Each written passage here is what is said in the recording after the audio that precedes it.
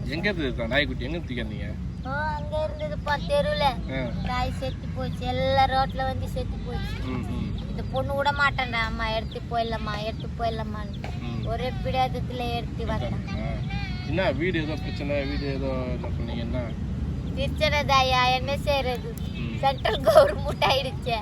ஒரு வீடு இருக்கேன்னு நிம்மதியாக உட்கார முடியல, ஆளுக்கெல்லாம் மிரட்டுவாங்க, எடுக்க போறேன்.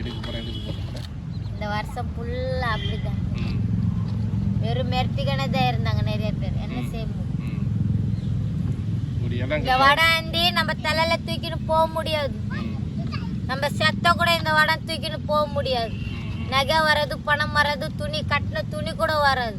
நம்ம தாய் உடம்புல எப்படி சொட்டு துணி இல்லாம நாடை இல்லாம பொருந்தி வந்தோம், அதே மாதிரிதான் இந்த மண்ணுல போக போறோம். இந்த இருக்கிற காலம் இருக்கும், இருந்து சாப்பிட்டு நம்ம செத்து போட போறோம்.